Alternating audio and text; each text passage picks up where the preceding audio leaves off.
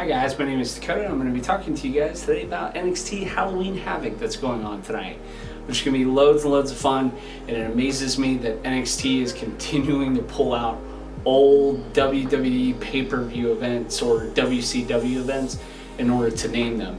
It's almost like they got tired of coming up with creative takeover names, so they were just like, hey, you know all those things that are in the bin that we threw away a long time ago? Well, let's pull them back out and see whether or not we can use them. Anyways, so it amazes me, one of the biggest things going on right now is that the host tonight is Shotzi Blackheart, who is an up-and-coming women's wrestler, but she's only been put as host for this entire event. She does not have a match on the entire card whatsoever, which kind of feels like a bummer because she's the only one that's really embracing the whole Halloween thing, seeing as most of her Instagram is pretty much just talking about every horror movie you should be watching up until Halloween. But that's cool. I mean, it's not the first time Triple H has buried anyone in NXT, and he is starting to get that same problem his father-in-law is having, which is, I bought up all the talent in the world and I have no way or don't know how to use them whatsoever. But it's fine. I digress. Tonight's match card is going to be pretty competitive, seeing as they're still continuing to compete with AEW. That's right. It's going to be a 2-hour show. Technically not, because now they just sold USA Network today. They're adding another match to the card, and on top of that, it's going to run past the 2-hour limit, so that way they can hopefully still compete with AEW tonight in order to gain the ratings. So we'll see how that goes. Probably not well. Anyways, tonight's match card has 2 matches that I'm very excited for. But for the most part, I did want to talk about some of them that are going on here tonight. Let me grab my phone real quick.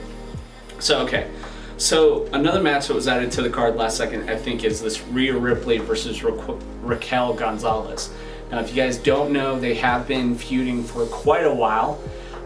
They had the amazing steel cage match, which ended very well. And going in tonight, it's going to be interesting because, they have it on the website under Haunted House of Terror match.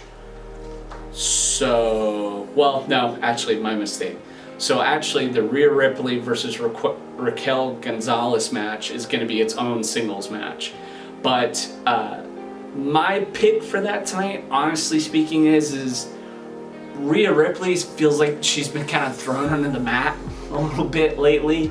Ever since WrestleMania, when they just took the NXT Women's Championship off of her and said, hey, good luck, kid, we're just gonna have you lose a couple times and go into a weird feud with the Robert Stone brand for a bit, and that still didn't make any sense. So cool, here's this feud now with Gonzalez. Do your best. Seriously, if Rhea Ripley does not win tonight, do something with her, put her up on the main roster, get her over to NXT UK, do something with her. Please stop continuing to have her lose matches for no reason. And then at some point with Miss Gonzalez, seriously, she's a beast. Treat her like a beast. Make her beat up people randomly in the back. I mean, it's Halloween, for Christ's sakes. Do something scary or creepy with her. Going on to the next match, though, I'm going to talk about the Haunted House of Terror match, which is Dexter Lumis versus Cameron Grimes. I'm very excited for this one, and I know it's going to be a cinematic match. The reason why I'm excited for this is just simply Dexter Lumis's character is amazing. It's the silent, tortured artist type, which is very weird, and the whole feud, well, not really a feud, just the whole creeping out Roderick Strong for the longest time on the Undisputed Era was the best thing. It made me laugh every single time it ever happened. Like, Roderick would see him, but no one else in the Undisputed Era would. I would have loved a bit to where Adam Cole's like, I didn't know he was even a wrestler on NXT. But, of course, that would just get silly and crazy way too soon. So, the Haunted House of Terror match, that'll be pretty cool. Dexter Lumis versus Cameron Grimes.